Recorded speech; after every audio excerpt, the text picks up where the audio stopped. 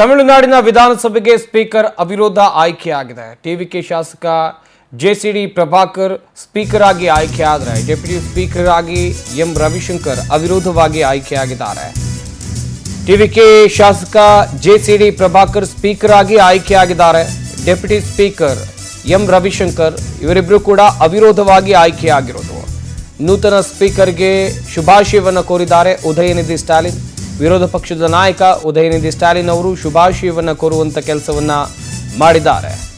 ತಮಿಳುನಾಡಿನ ವಿಧಾನಸಭೆ ಇಲ್ಲಿ ಆಗಿರುವಂತ ಬೆಳವಣಿಗೆಗಳನ್ನು ನೋಡ್ತಾ ಇರಬಹುದು.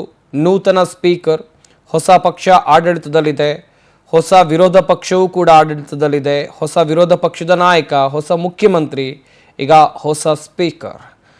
ಡೆಪ್ಯೂಟಿ ಸ್ಪೀಕರ್ ಆಗಿ ಎಂ ರವಿಶಂಕರ್ ಅವಿರೋಧವಾಗಿ ಆಯ್ಕೆಯಾದರೆ ಇನ್ನೊಂದು ಕಡೆಯಲ್ಲಿ ಸ್ಪೀಕರ್ಗೆ ಶುಭಾಶಯವನ್ನು ಕೋರುವಂಥ ಕೆಲಸವನ್ನು ಉದಯನಿಧಿ ಸ್ಟಾಲಿನ್ ಅವರು ಮಾಡಿದ್ದಾರೆ. ಜೆಸಿಡಿ ಪ್ರಭಾಕರ್ ಸ್ಪೀಕರ್ ಆಗಿ ಟಿವಿಕೆ ಪಕ್ಷದಿಂದ ಆಯ್ಕೆಯಾಗಿದ್ದಾರೆ. ಇದು ತಮಿಳುನಾಡು ವಿಧಾನಸಭೆಯ ದೃಶ್ಯಾವಳಿಗಳು.